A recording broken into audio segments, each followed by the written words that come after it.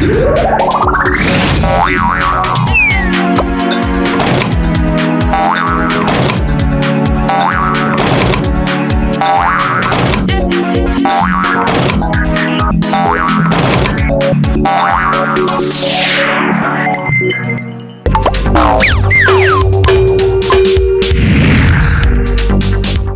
guys, and welcome back to Mindset Extra.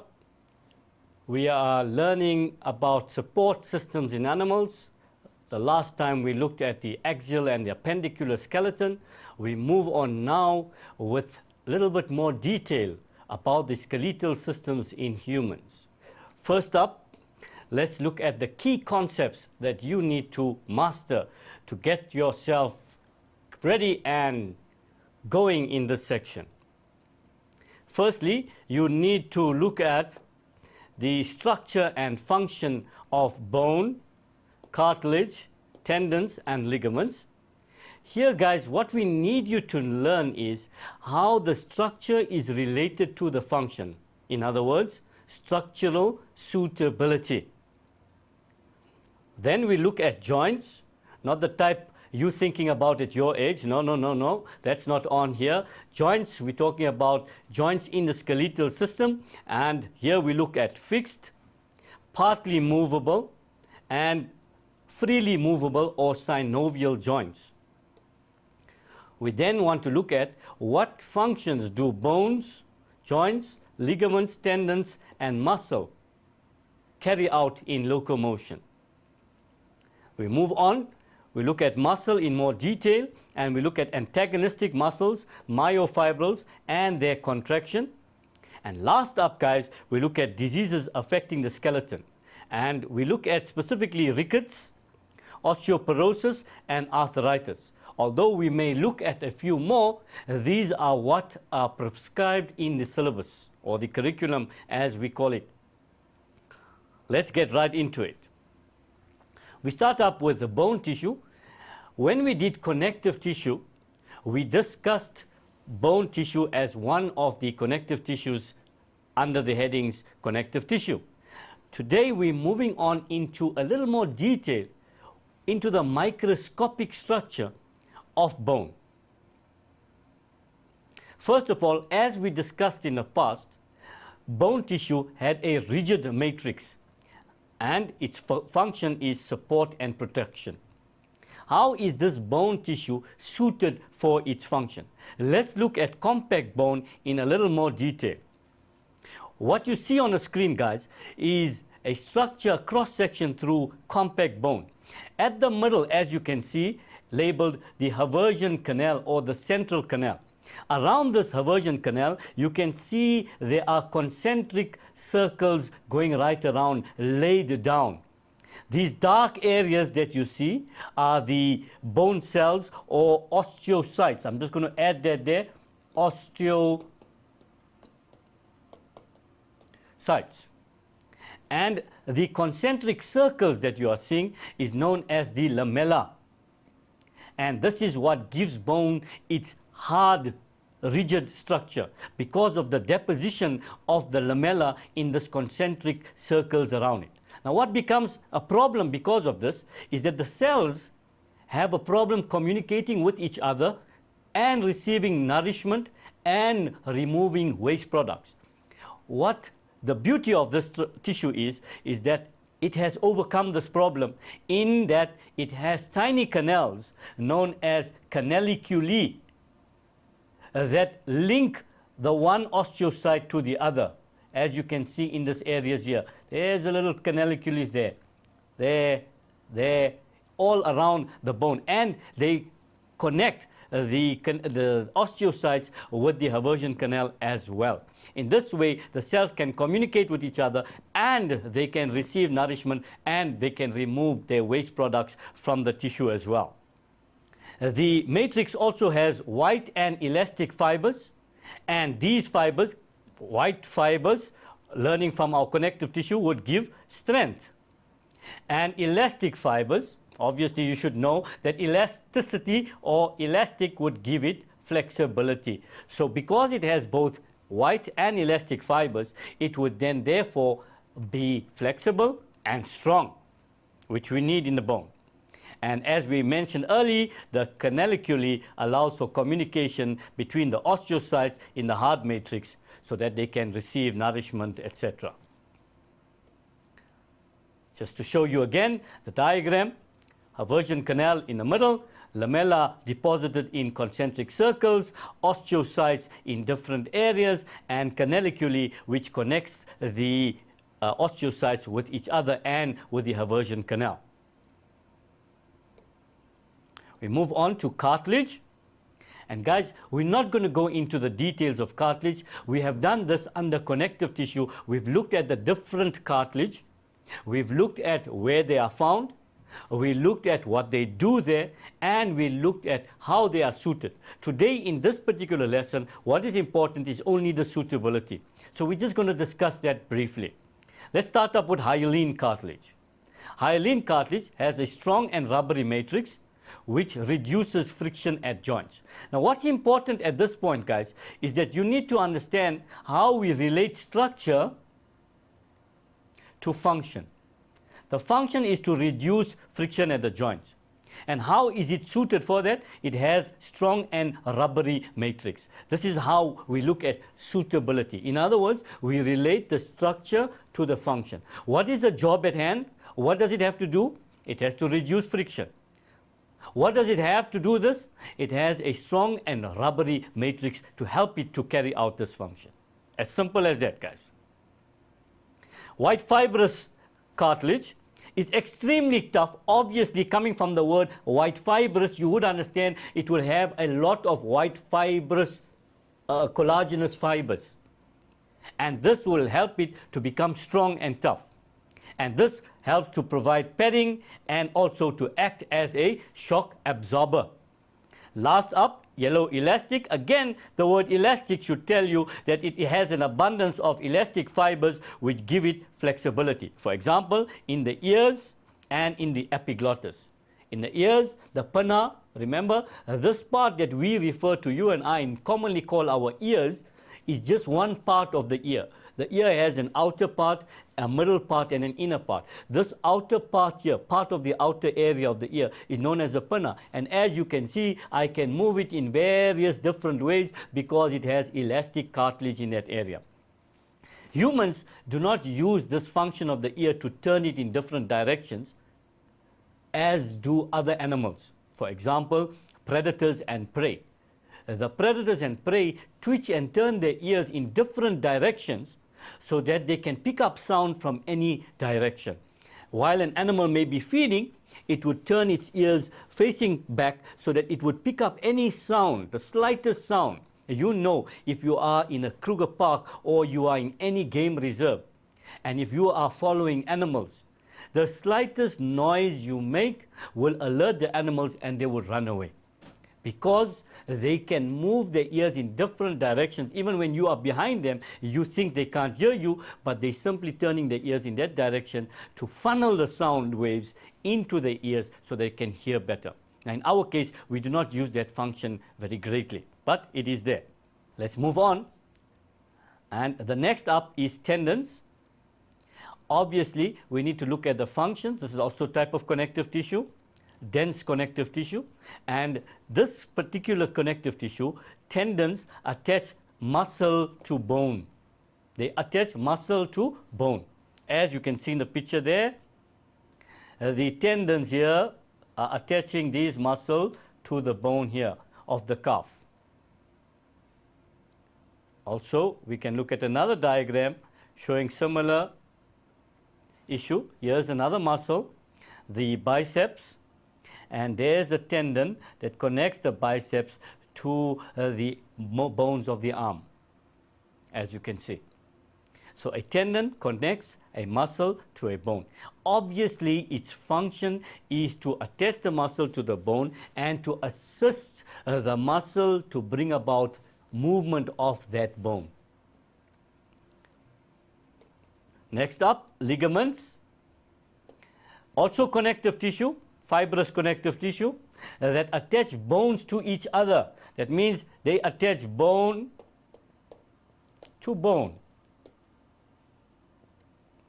And Here's a nice diagram showing you the knee.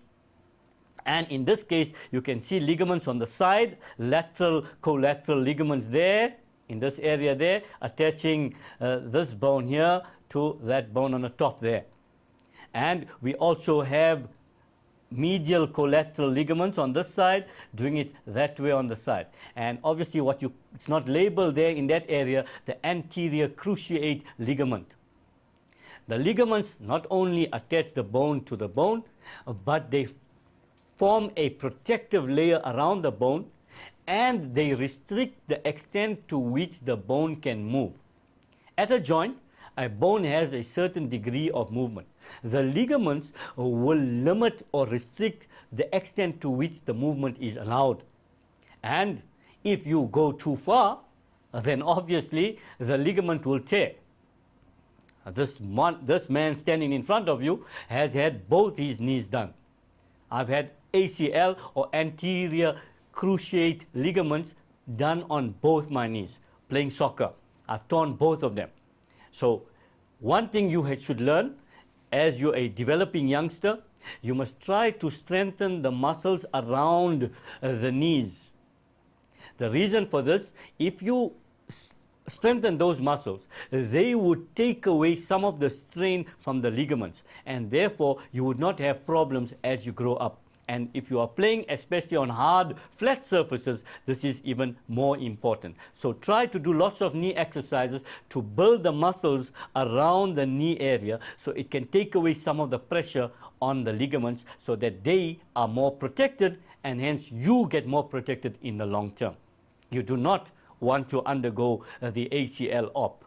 Absolutely painful, and your joint is never the same after the operation. Hardly ever anyway. We now move on to the section on joints or articulations.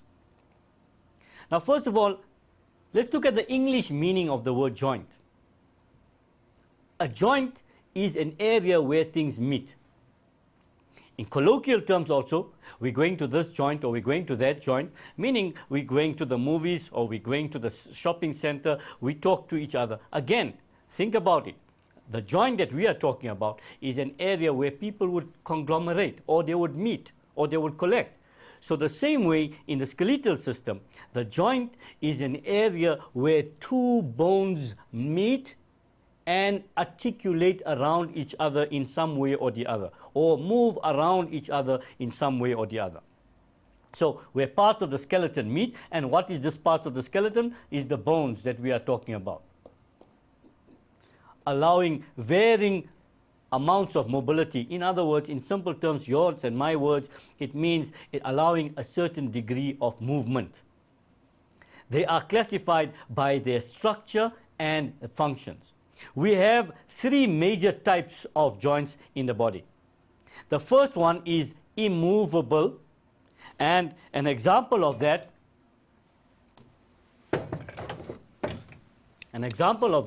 would be the sutures in the cranium. If you remember, when we discussed the skull under the axial skeleton, we looked at the cranium as the covering of the brain. And if you look at the cranium carefully, you can look at your textbook diagrams, you see that there's lines running in different directions here. The bones are together, and this joint does not allow for movement. It is fixed. When you are young, you remember, when you are born, your bones are mainly, actually you can't say the bones, your skeleton is made up of cartilage. As you grow up, this cartilage ossifies, and some of it becomes bone and the rest remains cartilage. Some vertebrate animals, entire lifetime, their entire skeletal system remains as cartilage. So immovable joints or fixed joint, the sutures in the cranium. We move on to slightly movable joints. And when we're talking about slightly movable joints, we have these between the vertebrae, the white fibrocartilage that we found between the discs, between the vertebral column bones, individual vertebrae. This allowed for slight amount of movement. And finally, we have the freely movable or synovial joints like the ones found in the shoulder girdle or the one found in the elbow. We'll look at some of these in a little more detail as we go along. So just a recap again, we have fixed or immovable joints, slightly movable joints, and synovial joints. We move on to the synovial joints. First of all, we'll look at the diagram. There, as you can see, the synovial joint is covered by a capsule. Right around here is the capsule covering the joint. And obviously, we can draw this here. The bone is joined to the other bone by ligaments. This one would be the anterior cruciate, and you'll get the lateral that I showed you earlier. Below the capsule would be the synovial membrane, this one here in green. It'll go right around there, around all of this. And also remember, each bone has its own cartilage, the one in blue there. That is the hyaline cartilage or articular cartilage. This one prevents friction. Inside this capsule, as we call it, would be fluid or synovial fluid.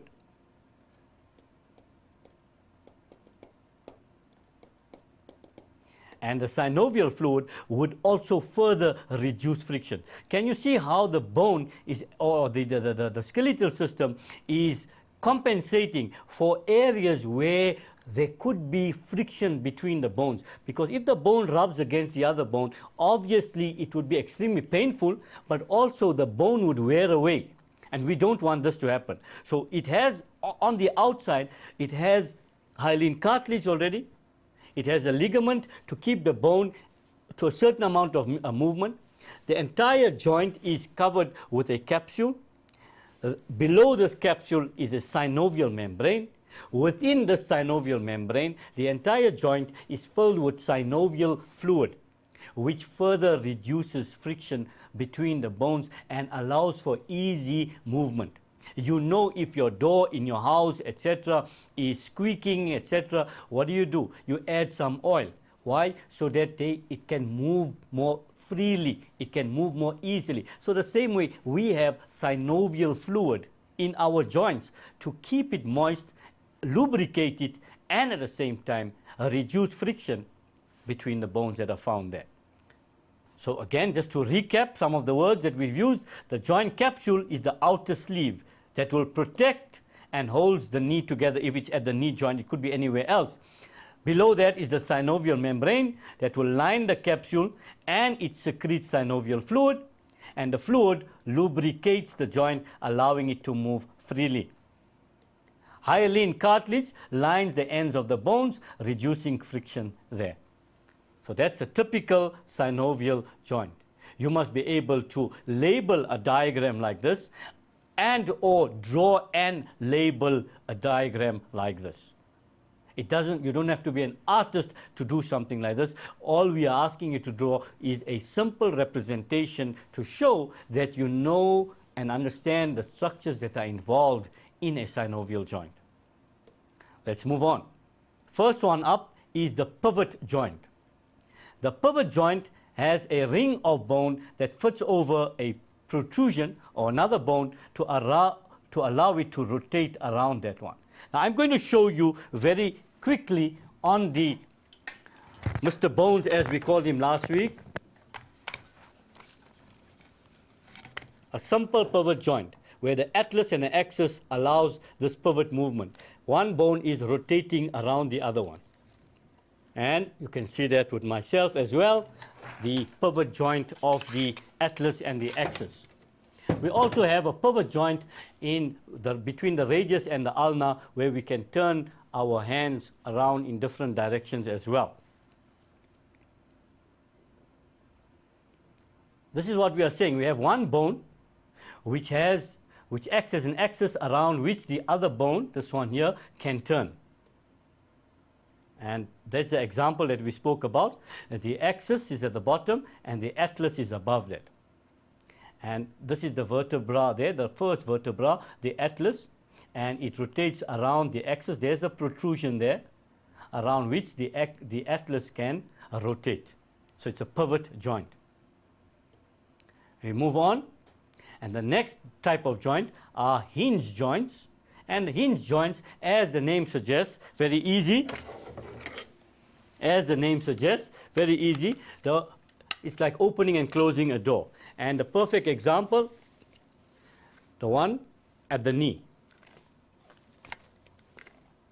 Allowing movement in one direction only. Can only go that way and come back.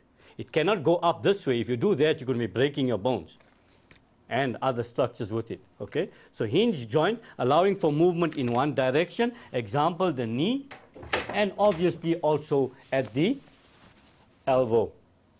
Simple. Again, only in one plane. It's only allowing this type of movement. You can't do it that way.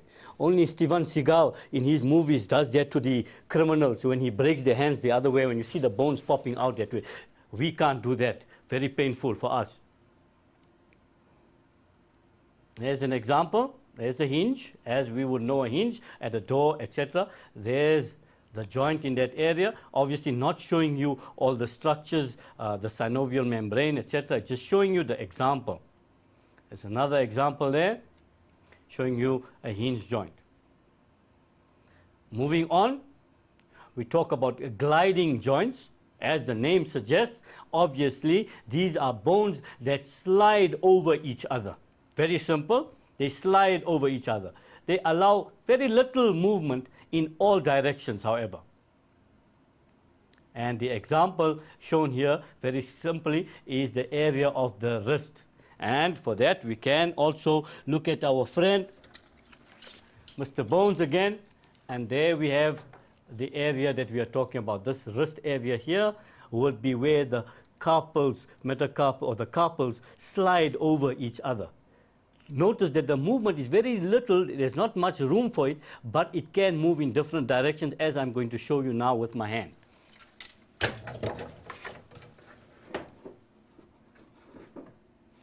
There, we're talking about that movement. We can move the hand in various different directions. We're not talking about the bottom up, bottom part here. We're only talking of the wrist area. I'm not looking at any.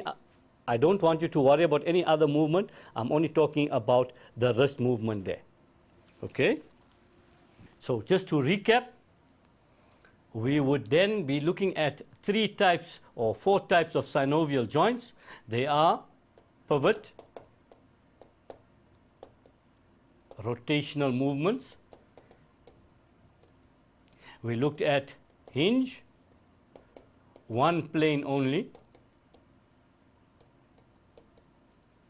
Then we looked at gliding.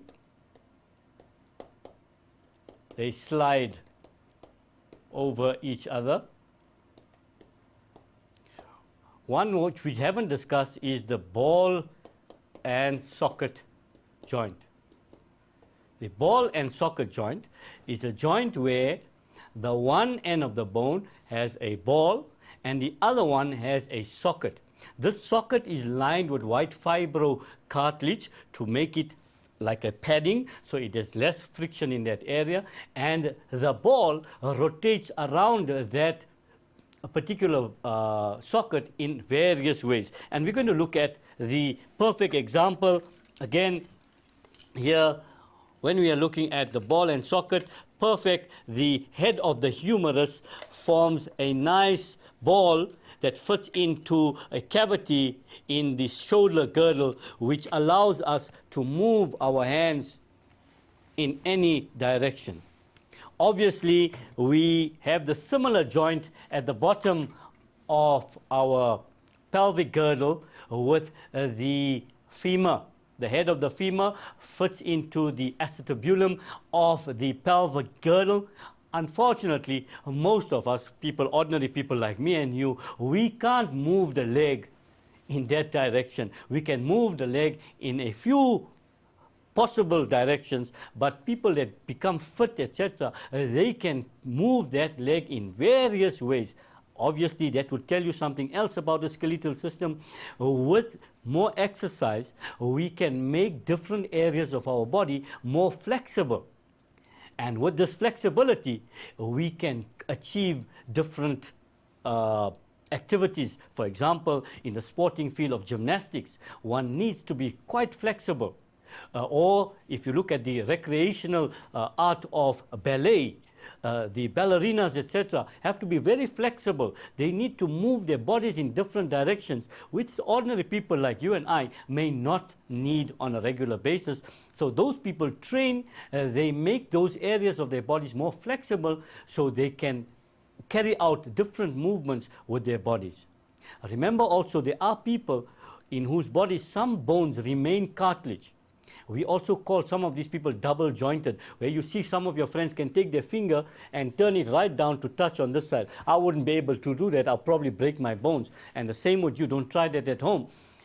But there are certain people that can do that because we say they are double jointed and they have more flexibility in certain areas of their body. So that people brings us to the end of joints, the pivot, hinge, gliding, ball and socket joints of the type of synovial joints that we have discussed. So that brings us to the end of the first part of our work for today, guys. I'm sure that's a lot of words for you to remember: ball and socket, gliding, pivot, etc., etc., etc. Acetabulum, I threw lots of words at you. I'm sure this gives you some food for thought. And now you need food, not for thought, but you need food for your body. So I see you after the break. Hi guys, and welcome back. I'm hoping you've refreshed your minds and bodies at the same time. And if you needed to go to toilet, I am hoping you went to toilet and you don't leave until we have our next break. We move on with the structure of the skeletal muscle. We've covered the joints, we have covered the tendons and ligaments and cartilage. Now we're looking at the skeletal muscle. Again, something that we have looked at in the past. We have looked at skeletal muscle, cardiac muscle, and smooth muscle under tissues, animal tissues that we have discussed. Different types of muscle: smooth muscle, cardiac muscle. Smooth muscle, again, remember, was involuntary muscles. For example, the muscles in the stomach or in the entire alimentary canal, which you cannot control. Once you've eaten food, you cannot tell the food, okay, hold on in the esophagus, I've got too much in the tummy. Hold on there. No, you cannot do that, obviously. You are not in control of those muscles. That was the smooth muscle. Then the other muscle that you're not really in control, although some of you would love to be in control of it, not so much in the physical heart, but in the mental heart that we talk about, you breaking my heart, etc. We'll talk more about that when we come to that section. That's cardiac muscle I'm talking about. Also cannot be controlled by the will. The rhythmic contractions and relaxations of the heart muscle is automatic. It happens on its own, as we discussed. And the last one was skeletal muscle. Today we are going further into the skeletal muscle. And here's an example of the skeletal muscle. We've taken that muscle and we've enlarged it so that you can see. There's the tendon. Just to remind you again, the tendon attaches the muscle to the bone. See how it comes back into what we are doing. And then we look at the muscle itself. As you can see, the muscle is covered by the epimysium. Some people may argue that would be epimysium. Doesn't matter. You call it epimysium. There, right around. And then in between here, you have little bundles, as you can see. 1, 2, 3, 4, 5, 6 different bundles. Not necessarily 6, but in this particular diagram. And that bundle is covered by another membrane called the perimysium or perimysium. Okay? Each one of these things here is called a fascicule or fascicle.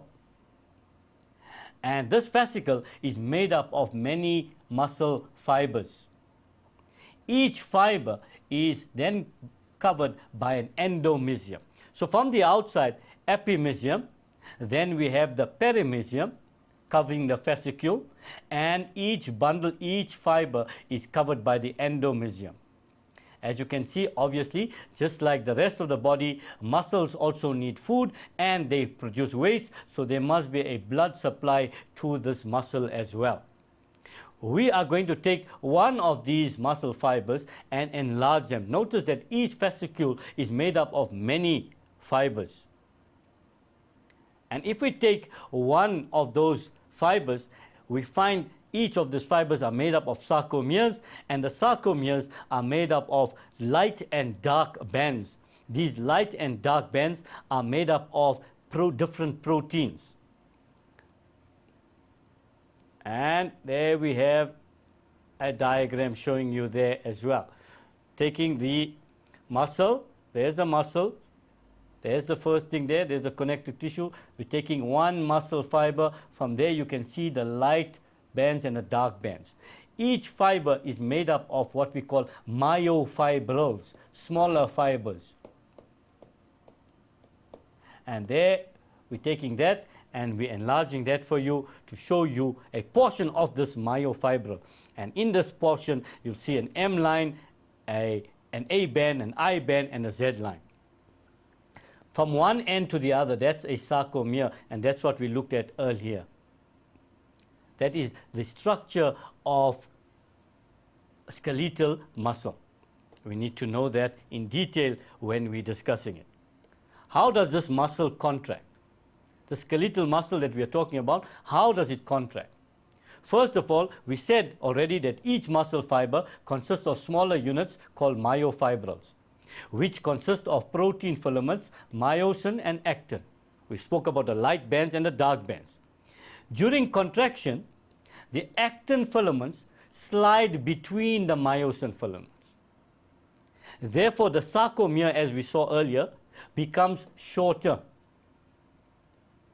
And obviously, each muscle fiber is made up of many sarcomeres. So when all these sarcomeres become smaller, the entire muscle fiber becomes shorter. And this is shown nicely in the following diagram. There we look at, again, our I bands, the A band and the I band on that side. Here's the myosin filament, and here's the actin filament.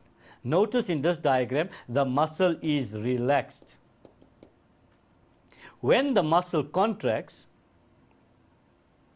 the myosin filaments or the actin filaments slide inwards that way there to see that the muscle has contracted.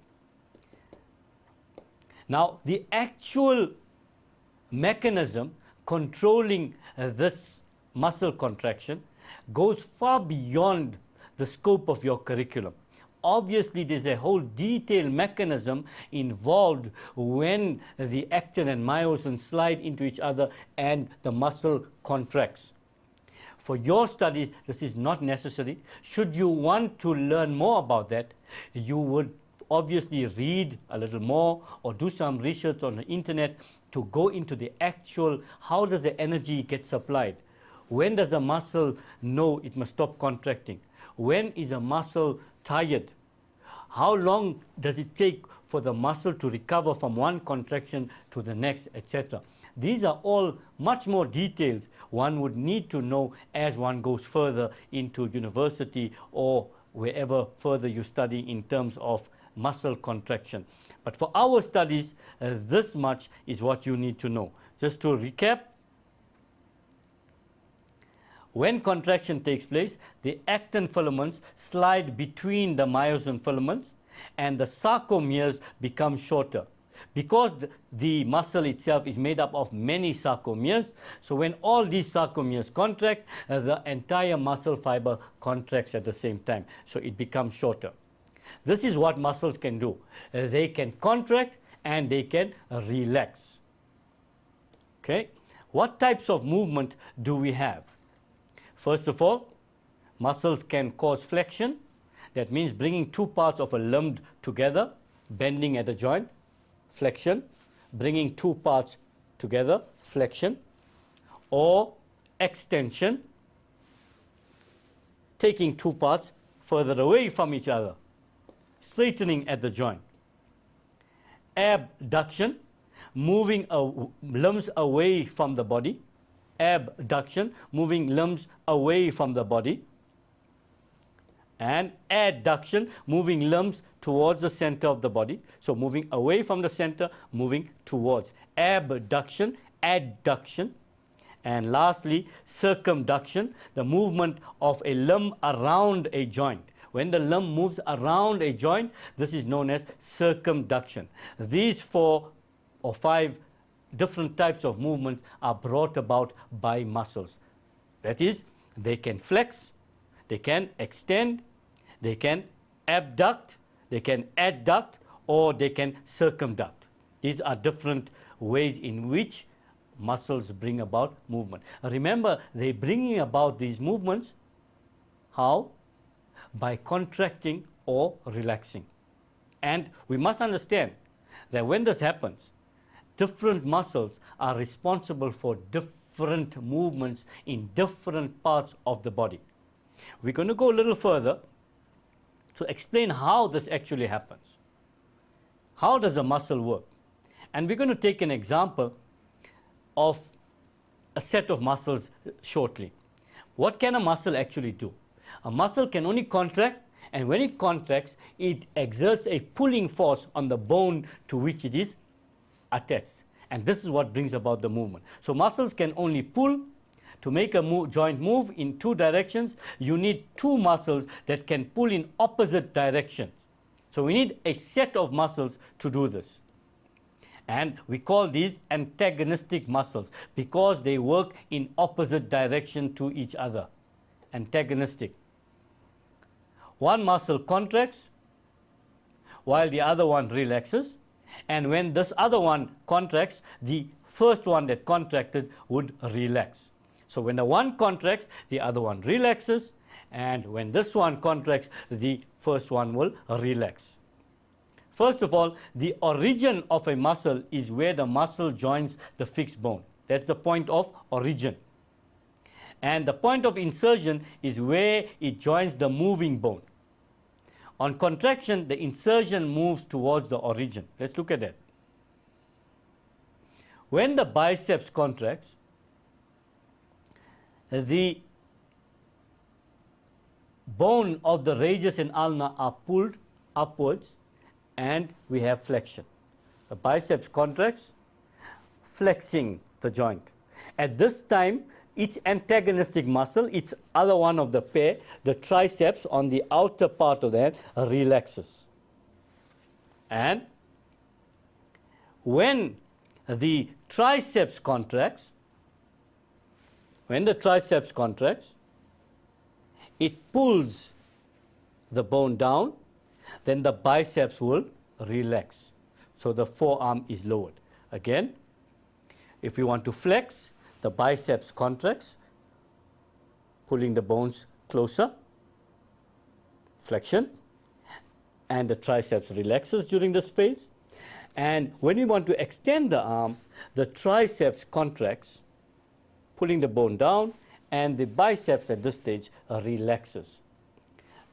Typical diagram that you can get in the exams where they show you these 2 motions and they ask you which one is flexion, which one is extension, and they can also ask you to name the muscles involved, and or they can ask you when is this muscle contracting, when is that muscle relaxing, etc.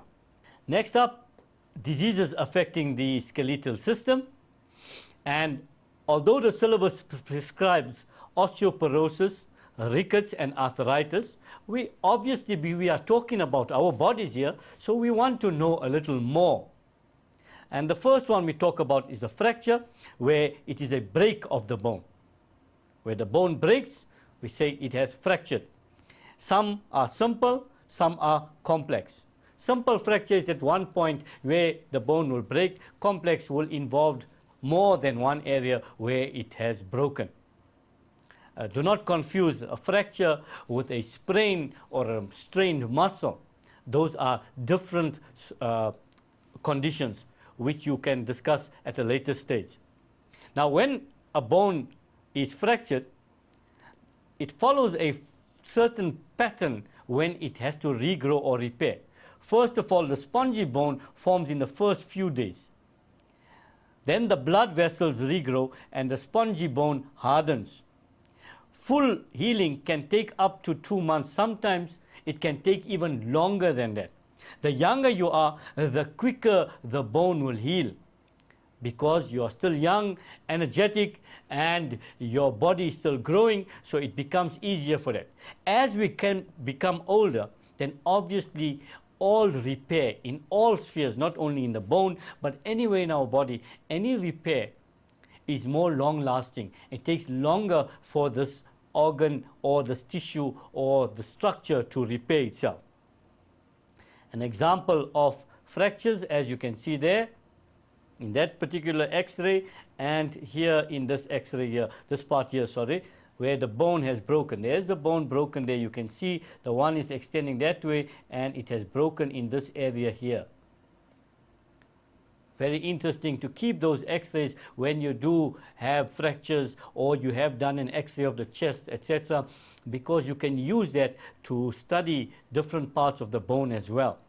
In today's time, not only do we have X-rays, but we have even MRIs, CAT scans that can see even more details than an X-ray can show.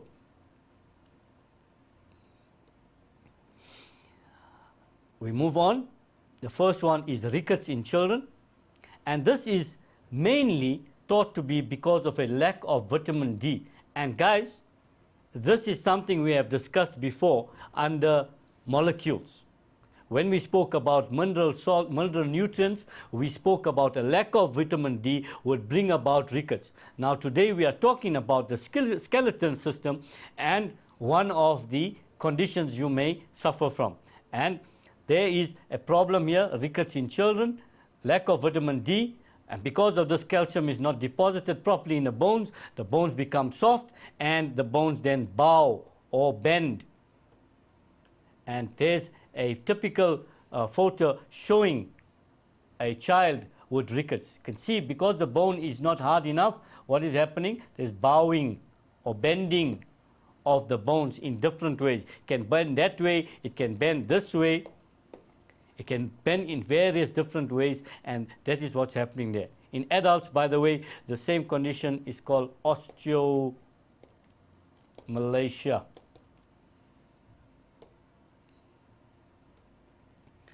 Osteomalacia in adults is the rickets of adults. In other words, what children suffer from rickets, adults suffer from osteomalacia. Again, because of a lack of vitamin D, the same problem is going to happen. Calcium is not going to be deposited properly into the bones, and the bones become brittle. In this case, obviously, because the bone has already formed, and this is an adult, the bone becomes brittle and it will be more easily broken. Rather than bowing or bending, it will break more easily. Next up is osteoporosis. And here, the bone reabsorption is greater than the bone deposition. Wow. Hectic words here. Reabsorption, deposition. Somebody may think we're talking about a legal firm or making a deposition. No, no, no. Guys, here what we are talking about is reabsorption, meaning taking away from the bone certain minerals. And in this case, they're talking about reabsorption mainly of calcium and other minerals. So in other words, the body is running short of these things and the body reabsorbs it from the bone. And the rate at which this is happening is greater than calcium deposition or deposit of calcium in the bone. What happens because of this? The bone density declines. There's a lowering of the bone density. The bone becomes more porous. Reason for this?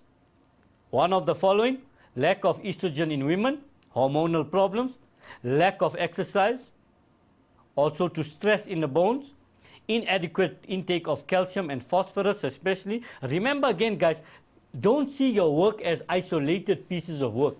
Remember, we spoke about calcium, we spoke about phosphorus as macronutrients, and we said, where do we get it from? And we said we find these things in dairy products, etc., for calcium, and phosphorus from different phosphates that we eat and what have you. And we said, what was its function? Was necessary for healthy bones and teeth. There we have it now. Now we're going in the reverse. So the same way we spoke about why it was needed, and we also looked at it in that time. We said, what is the deficiency disease? Here we are talking about it now. One of the deficiency diseases of calcium and phosphorus depletion, or a low amount in the body, is osteoporosis.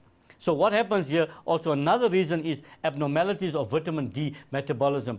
Obviously, we just said just now under rickets, and we spoke about in osteomalacia, that when a person has a lack of vitamin D, there's a problem with the absorption of calcium into the bone. So there you have it here. Obviously, if there's not enough calcium, the bone density decreases. The bone itself is not as strong as it should be, and therefore the bone becomes brittle and weak. And therefore, people suffering from osteoporosis will obviously break their bones more easily than those that do not suffer from osteoporosis. And because of this, we may also have a loss of muscle mass. You'll find people that suffering from osteoporosis will lose a lot of weight and will basically, in front of you, shrink.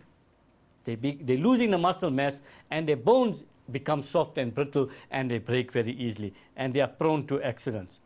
Here's a simple diagram to make you understand what we mean by bone density decreasing. Look at this diagram here.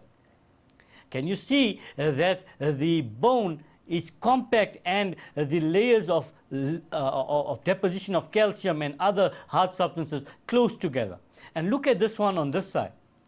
The depositions have become further apart. In other words, it has become more porous, hence osteoporosis, coming from porous, because it is more pory. The density has decreased. And when the density decreases, obviously it's not as strong as it was before, and therefore it can break. Now, what can somebody do to prevent this? Obviously, at your age especially, you should be taking as much calcium as is possible. You should also make sure that your vitamin D intake is good. And for us, fortunately, in sunny South Africa, if we just go outside for a couple of hours in a day and expose ourselves to the sun, that's enough for the vitamin D requirements that we need. Obviously, we take in some vitamin D, but the synthesis of this requires sunlight. Now, obviously, in the northern hemisphere, this is not as easy as we are talking about it here. There are days and weeks in England, for example, where they do not see the sun. We are lucky enough that we have plenty sunlight.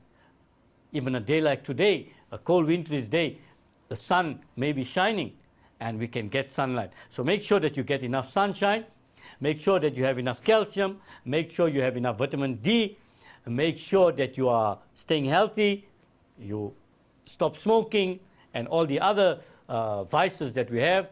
And more importantly as well, make sure that you exercise and stay fit. And exercise, guys, does not mean that you have to go to the gym. Exercise simply means keep yourself active. And activity could be walking just around your house. This is exercise. After you eat or after your meal, take a quick walk around the house or walk across to your neighbor. Today we've become so accustomed to vehicles, so accustomed to the car or the motorbike or whatever means of transport we're using. When we want to go from our houses 500 meters down the road, we would use a car and then come back. Not only is this damaging to the environment, but we are becoming lazy and we are becoming less active, and that is not good for our bodies. So make sure that you follow these simple rules to make your life easier in the long term. Moving on, talking about how much calcium do you need as a child or as a growing adult. Children and teenagers between the ages of 9 and 18 should aim for 1,300 milligrams per day.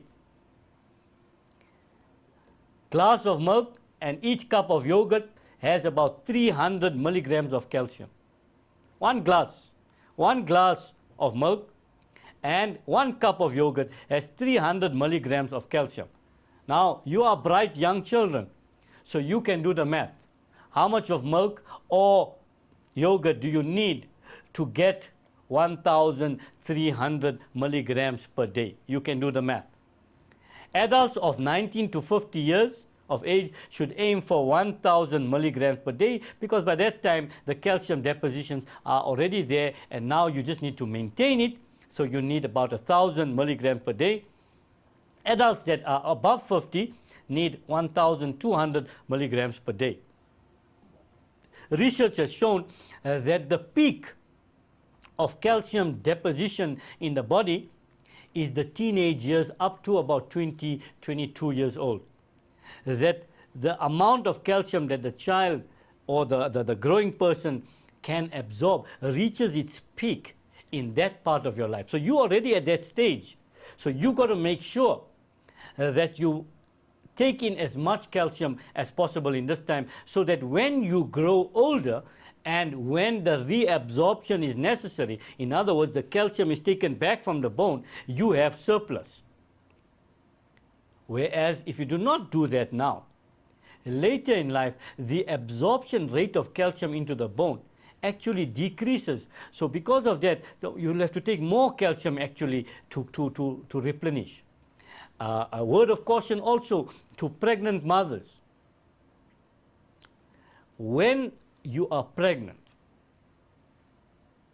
you need to make sure that you take calcium supplements. Why? Because the growing fetus also has calcium needs. And where does that extra calcium come from? It comes from the mom. Dad can't give any of that calcium because fetus is attached to mom and not to dad.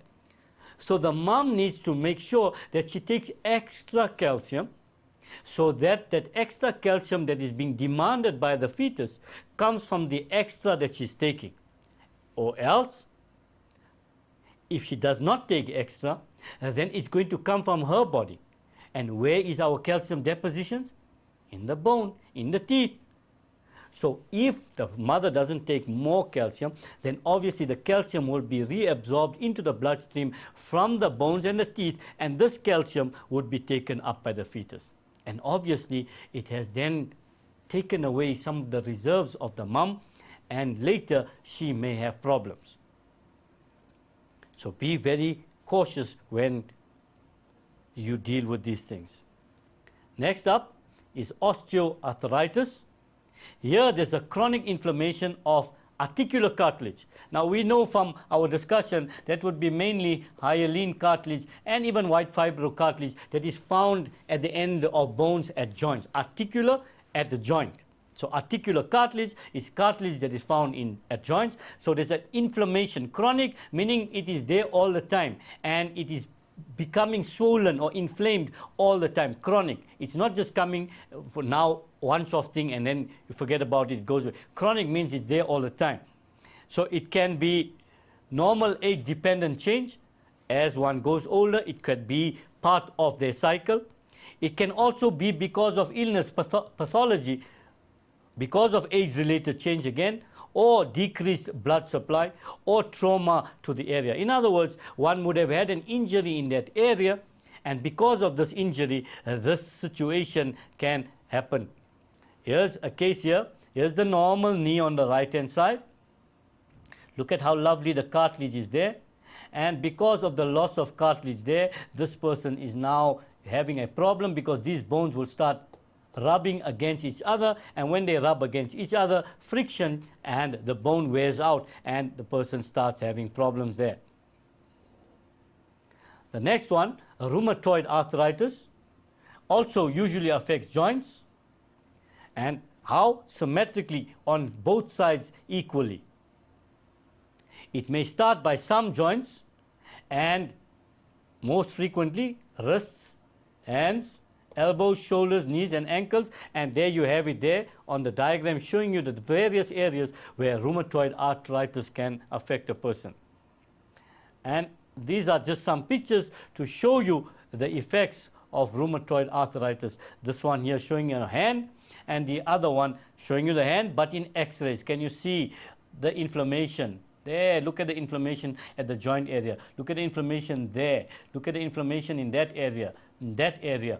All of that you can see in this diagram as well. But can you see how nice and clear it shows up on an X-ray when the person has this type of condition? Obviously, one needs to take care in the early ages again, that you take care of your joints, you flex your joints, you move your joints more often so that you keep them moving, you can keep them flexible, etc. At the same time, take the necessary supplements. But supplements, when I'm talking about supplements here, I may be using the word incorrectly, so let me just correct myself so that you understand what I'm saying. You must take the necessary nourishment, not the supplement, the nourishment as you're growing up. You do not need to take a supplement as you're growing up. In the food you eat, if you eat healthy, all the necessary nourishment is found in there. The nutrients that you need are found in the foods we eat. So for a start, we need to eat more fruit and vegetable.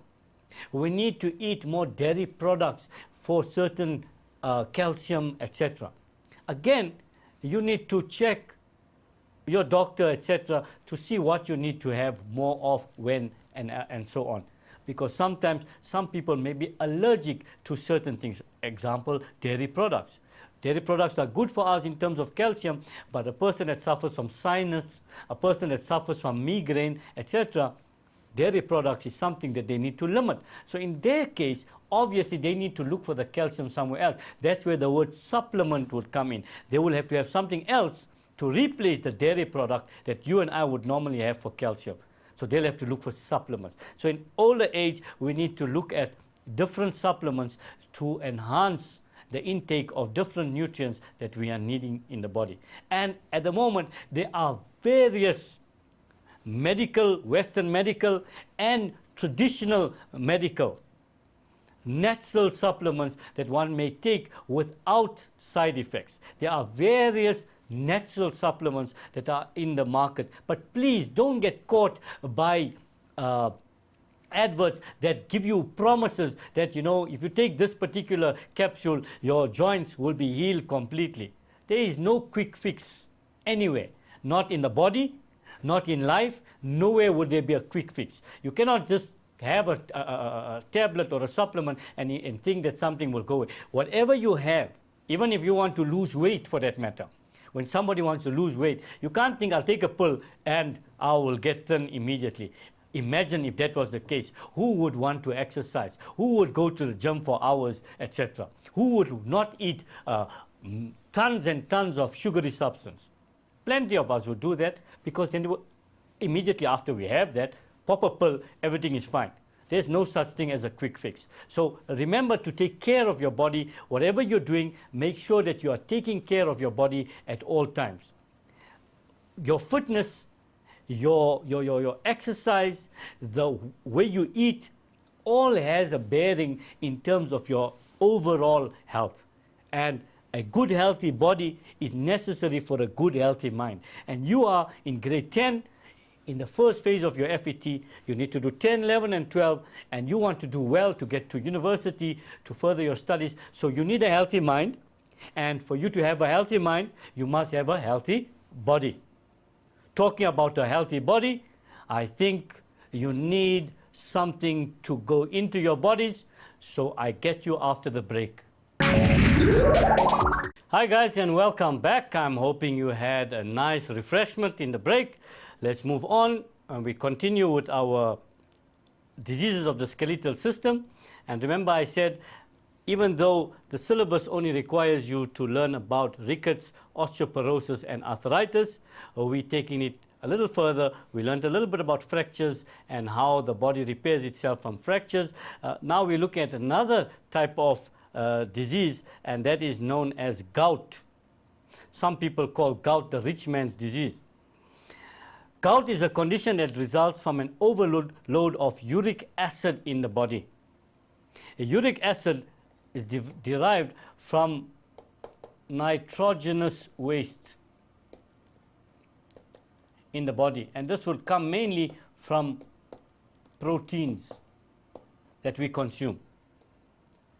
This overload of uric acid leads to the formation of crystals of urate that deposit in the tissues of the body, mainly at the joints. So these crystals become deposited in the joints. When the crystals form in the joint, it causes recurring attacks of joint inflammation. In other words, a type of arthritis. So it's happening all the time. When as the uric acid becomes urate, and when these crystals form and they collect in the joints, it has repeated episodes of arthritis at the joint. And chronic gout can also lead to deposits of hard lumps of uric acid in and around the joints and may cause joint destruction, decreased kidney function, and kidney stones. And look at this diagram showing you the swelling in the area. Very similar to what we looked at in our arthritis, but the pain in these cases is much more compound than what one would have in arthritis. And this one here is a periodic thing. It comes, the person will take medication, and obviously the amount of the urate in that area will decrease and the symptoms will go away. The minute the person has too much of protein or other irritants of this condition, then obviously this condition will reappear. Somebody that has gout, especially in the feet, has difficulty in walking. It becomes extremely painful and he needs immediate medical attention. You need to see the doctor immediately, get the medication necessary and deal with the condition. And also with this, again, remember there's no quick fix solution. Talk to the doctor. What is the problem? What is causing the situation? What can I stay away from? Etc., etc., etc. Together with that, the person who has this condition would be able to manage this condition. That's it for the diseases. We now move on to the questions. And in this section, obviously because we have studied synovial joints and other joints, you would obviously expect to find diagrams, either the diagram of a synovial joint and you'd have to label it or answer questions, or you would be given instructions to draw a synovial joint and label it as well. Or you can get case studies in the different diseases that we have learnt about, for example, osteoporosis, arthritis, rickets, a little article or table, a graph, and questions on it. We're going to look at a sample of questions now. The first one says, study the diagram of a synovial joint and answer the questions. So they're telling you there's a diagram below. What is this diagram? It's of a synovial joint, and they want you to answer the questions. The first question, provide labels for A and B. A, that one there, and B. A would be the synovial membrane, and B, the one on the outside, the capsule or the joint capsule around there. Good. Next one, we still with the same diagram. 1.2, write the letter of two labels that reduce friction at the joint. So there's two parts of this question. One is, it's telling you what to do. What must you do? You must write. That's the verb. What must you write? You must write the letter of two labels. What two labels? That reduce friction at the joint. So what are they actually testing in this question? They're simply testing whether you know a synovial joint and you know what every part does. So, but they're asking you for the letter. So they've given you the function, and we know from our past that the things that reduce friction are the hyaline cartilage,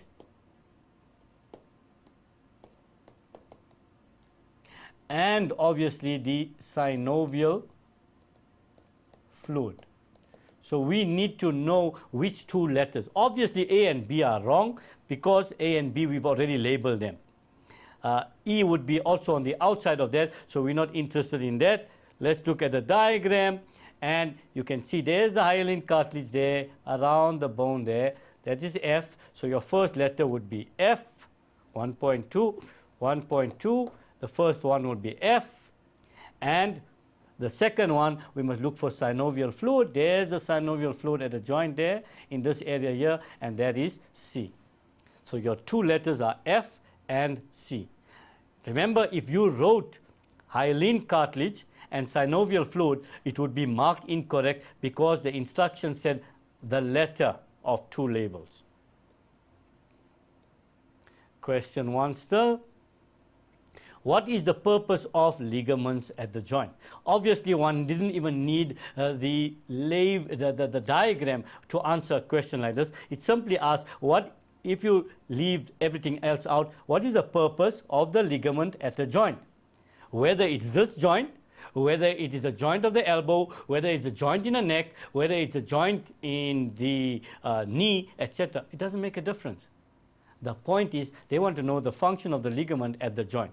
And we mentioned that, first of all, a ligament joins bone to bone.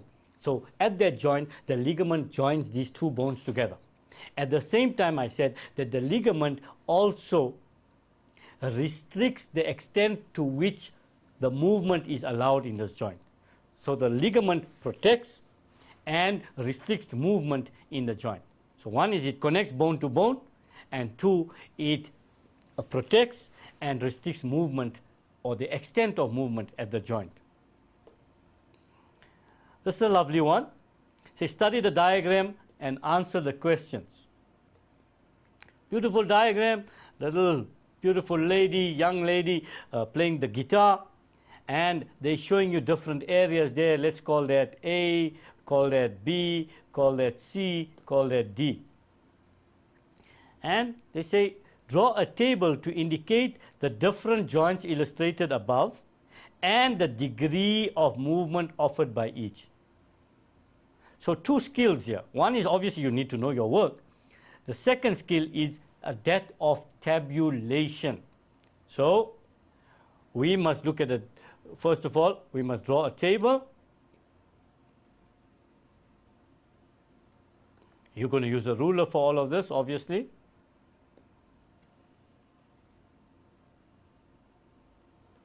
And what they want to know? The different joints illustrated above and the degree of movement. So type of joint and degree of movement.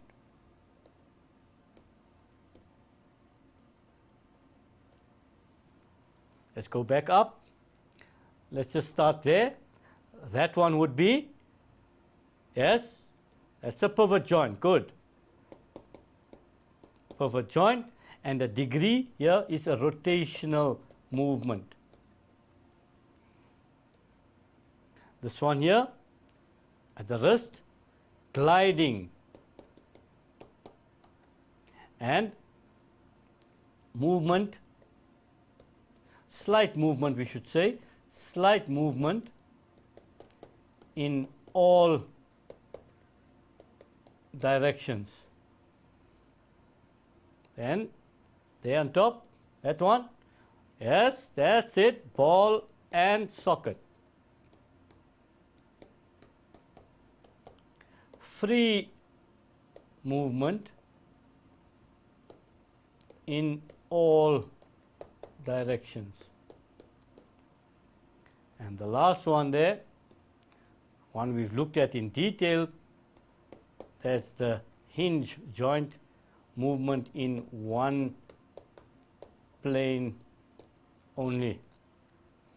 Now, if you're drawing a table, remember, you're going to draw your lines across there. The page will have lines going across that way there. But make sure you complete the table and you have your left column and your right column. You put headings for it. In fact, you can say table showing types of joints and degree of movement. So we have looked at all. There you have it, perfect example. Here you have the pivot joint, rotational movement up and down or right around. The gliding movement where the bones glide over each other. C, ball and socket. any movement in almost any direction. And the last one there, the hinge joint, where there's movement in one direction only. So you have your table, and that's the answer for 2.1. Question 3. Classify the following as immovable, slightly movable, or freely movable joints. So all you have to do here is just explain whether, or not explain, just classify it. So it's one word only. So the first one here is showing you a diagram here, and this is obviously the vertebral column. And we know from our studies that this one is slightly movable. B, the joints here they have to be more specific, although they're not showing the atlas and axis, so there's only one main joint here. This is this area here, and these are the sutures in the cranium, and this one is immovable, or another word is fixed, but we're keeping to the question. The question asks you to classify it as immovable, slightly movable, or freely movable. And the last one there, this joint here, would be freely movable, or we know it as synovial. By the way, another name for these different movements that we are talking about, immovable joint is also known as a fibrous joint. Slightly movable is known as a cartilaginous joint, and freely movable is known as synovial. Those are the three types of joints. In case you pick these words up in other books, the curriculum talks about immovable, slightly movable, and freely movable joints, but textbooks may call them fibrous, cartilaginous, and synovial. Same thing. So those are those questions there. The next one talks about explain how skeletal muscle contracts. We talk about a sarcomere, and the sarcomere has actin and myosin filaments, and the actin slides into or over the myosin. What happens then? The sarcomere becomes shorter, and when this happens, because the muscle is made up of many sarcomeres, when these sarcomeres contract, the entire fiber contracts. Keep it simple. Notice we're putting it in little points there. First of all, the sarcomere is made up of actin and myosin, among other things, but we are talking about contraction, so we're only talking about that part. The actin slides over the myosin, the sarcomere becomes shorter, and because the fiber is made up of many sarcomeres, when these many sarcomeres contract, the entire muscle fiber contracts, and therefore the muscle contracts. Discuss the role of bones, the last question I think. Discuss the roles of bones, muscles, and tendons in movement. Now, I put this question here deliberately because we haven't discussed this specifically. We didn't sit there and say, what is the role of bones, muscles, and tendons in movement? We didn't talk about that. We can add to this joints and so on, and ligaments in movement. But in our discussions throughout, as we started with the skeletal system, part 1 and part 2, we have spoken about the functions of these different parts, and obviously within that the function must come out. So let's look at that question then. First of all, bone. The bones of the body act as levers against which the muscles act to bring about movement. That's the first one, bone. Without the bone, there would be no resistance for the muscle to act upon. And this we discussed when we looked at the differences between endo, exo, and hydrostatic skeletons. We discussed this in detail. You need to go back to that to understand what we are saying here. So the bone acts as resistance, and it acts as a lever against which the muscle can act to bring about movement. The muscle obviously contracts and relaxes to bring about movement of the bones, and this in fact leads to locomotion, the fact that we can move. And the last one is tendons. Tendons attach muscle to bone, and therefore they are the point of attachment to the bone, and therefore assist the muscle to bring about movement. And we could even ask about joints. Joints bring about flexibility. Without joints, the bones would have been one long structure and they would not be able to move. So therefore, because we have an endoskeleton, we have joints, which brings about flexion in that flexibility, rather not flexion, but flexibility in that area so that we can have movement. Ligaments will attach the bone to the bone where the joints are, especially. They would protect the joint, and they would restrict the extent of movement offered by a joint. So in that whole nutshell, we have discussed all the functions of these different structures. We can even add cartilage. Why not? We are here. Let's do the whole tutti. Let's talk about cartilage. Cartilage, for example, hyaline cartilage, white fibrous cartilage, acts as articular cartilage in that they line the bones, the ends of the bones at the joint, where they reduce friction between the bones at the joints. So if you ask that question, what are the functions? There's your answer. Remember, the function in movement may not be different from the function of that part in the first place. For example, cartilage, hyaline cartilage, under connective tissue, we said it lines the end of bone. Why does it do that? To reduce friction. How does hyaline cartilage assist in movement now? Hyaline cartilage lines the end of bones to reduce friction. Can you see that the function has not changed? You just need to align it, because now where does it line the end of bones? At the joint, and the joint brings about movement, and therefore hyaline cartilage is playing a role in the movement in the skeletal system. That brings us to the end of the chapter on the skeletal system, folks. I'm hoping you have listened well, absorbed as much as you could, and taken notes where necessary, and highlighted the areas where you had problems in the past. And I'm hoping the discussion has brought about some clarity in different parts of the bone. With that, I leave you. All the best in this section.